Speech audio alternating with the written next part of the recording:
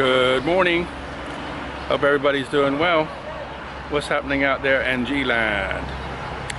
So, what is Kevin doing today? I had to do my truck, get it inspected, go get it registered, and get a new sticker. I just wanted to show you something. When you buy a car in Thailand, this is what you get. The blue book it's called, and it's all they do, the registration. Everything to do with the vehicle registration, so it's all in Thai. First year I looked at this stuff, I was like, what is going on? And you can see my name here, but it's you'll get a blue book when you buy a car and take it and get it and put in your name. Then when you get it registered and you get some insurance, you actually take it to a inspection station. Once you buy a vehicle, if it's new, then you don't have to worry about it for I think 5 years. But when you buy a second-hand vehicle, you get it inspected over here outside of the vehicle registration building.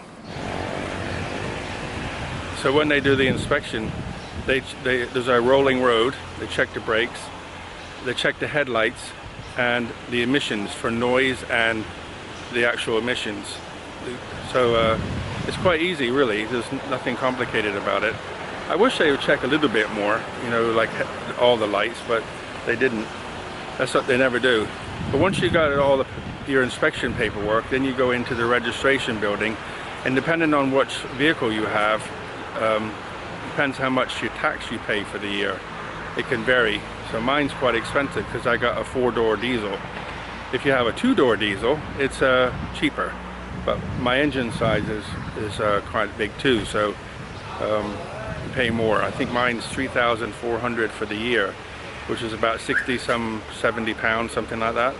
Not bad. And then when you finish, you get a vehicle registration. This is last year's, and you just they give you the piece of plastic too to hold it in the windscreen, because when you go past road checks, you know, every so often the police will have a road check, and then you can they'll look at it, make sure once you have this, you're good to go for the year.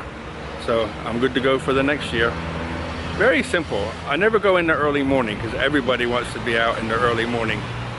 Everybody. So I usually set off around 10:30. Nobody in the inspection station, nobody in the registration section. Everything's just walk in, sit down, 30 seconds, out. So easy. I've done a couple of videos before about driving in Thailand. And nowadays, I don't think too much about it. It just becomes a natural reaction. You know, I drove a scooter, I drove cars, but I didn't get my own truck until 4 years ago. It's actually 4 years now I've had it, the truck. And so driving here is a new experience about driving on Thai roads. So what's interesting is, I was coming here this morning, and there's the main road just up here, and it comes from the village, the back end of another village called Maharat, right? It's the same name, but a different area is near where I live. So this road is like 30 kilometers straight. So from the traffic light to here is about 5 kilometers. So in front of me there's a big white pickup truck. Sorry, in front of me there's a big white truck, big truck, right, white. And I'm thinking there's no point in overtaking it because I don't have that far to go, so I'll just sit behind him and doodle along. So I'm doodling it along, and I'm coming up to where I have to turn into this place. So I put my indicator on, and it's on, and I'm sitting there. I can see my turning coming. So I thought, okay, what do you do before you pull out? You look in your mirrors, right? So I looked in my mirror, and I seen a white car way back trying to overtake this long column. Well, I have to come out because my turning's here. So I slowed right down. I'm still indicating. Brakes are on, right? All my lights work. And this guy in a white car is still trying to overtake. I'm like, dude, can't you see I'm trying to turn here? So in the end, he wouldn't slow down. The truck, you know, I couldn't stay in my lane because behind me was another big truck. So that truck would have hit me up my bum. So I thought, okay, so I got to get out of my lane into the right-hand lane to turn right, but I can't turn right because this clown's still trying to overtake me. Next thing you know, I can hear is his brakes squealing. So what I did is I stopped in the road at an angle just past my turning. So, because if I'd have tried to turn, he would have smashed straight into me. So I just kept going, stopped at an angle, not acute angle, but shallow angle. The big truck overtook me, that was behind me, didn't smash me. He stopped next to me, just behind me, right? So, but if I'd have tried to turn, he would have ran into the right side of my front wheel or by my door probably. So I just stopped there. He finally come to a halt, and then I carried on turning. And I didn't think anything. I just like, If I'd have done that a year ago, I would have been out in the car, jumping up and down, getting all excited. But in Thailand, you just go, and just pulled in. You know, he's probably gone home to change his pants though, because he's probably thought, oops, because he'd have been all in the wrong. But another day in Thailand, you just say, whatever. But you really need to know how to drive, and drive well, and have eyes everywhere. But touch wood, and no accidents since I've been here. No accidents since I've been driving, so that's good. So let's go get some food. Hungry today, so I've come over to get some nice food. Lunchtime. I did some shopping today, and I bought some bacon today. I don't usually buy bacon because it's too fatty, but last week I bought some, and I found some really lean bacon. And today it's buy one, same bacon, and if you look around, I found the leanest I could find. Buy one, get one for free. So that's pretty good. 2 packs for the price of one, and lean. So that'll last me a bit. So I'm looking forward to that. Bacon and egg sandwich for breakfast. Something else I wanted to tell you is it's been nice and cool for a long time, and then today it's hot, and tomorrow, but it'll be okay because tomorrow is the official start of winter here. Winter in Thailand. It cools down around end of next month, maybe, if you're lucky. On YouTube, I've been watching a couple. He's a Geordie from England, but lives in Australia, and has his girlfriend, or yeah, I think girlfriend, is Australian. And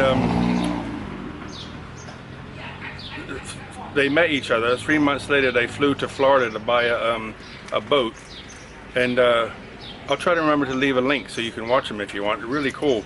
And anyway, they got to Florida and the boat was rotten, so they did a Craigslist search and found one in Vancouver. So they flew to Vancouver and really got a beautiful boat. And then they sailed to Hawaii, and then from Hawaii to Australia. And they're sailing around Australia in the open air and the open waters. Really cool. But when they went from from Vancouver to Hawaii, they ran out of food. They had no food for like 5 days, and I'm like, dude, that's not cool. So by the time they got to Hawaii, they were starving. I think the moral of the story is to figure out what's the slowest you're going to do each day, and plan your meals that way for the slowest, because to have no food for a week is not cool. Part of me is like, green clothes days, always thinking about stuff like that. So today I go into Big C, and I'm thinking, just in case I run out of food and I don't feel good, I'm at home, because I live by myself. So I think if I need food someday and I don't have any, because I live by myself, it's what do I do? So I thought, I'm gonna buy some pot noodles, and they have what they call jope. It's rice, chicken, or rice and pork. Jope is normally pork, and some herbs. So I thought that'll be good. So I went to buy them, and then so you get 3 pots, right, for 68 baht. So normally I don't eat that, but just in case. But then next to it, they had them in these little packets, right? Same exact everything, volume. But the thing is, this one's 45 baht reduced, right? And you get 4 instead of 3 for less money. You just need to put it in your own pot, okay? And then when I got to the checkout, they said 35 baht each. So I got 3 packets. So that's 12 meals. So I'm thinking, if you're on that boat, you can do the same thing. You know, buy a whole box of them and stick them somewhere, then plan your food.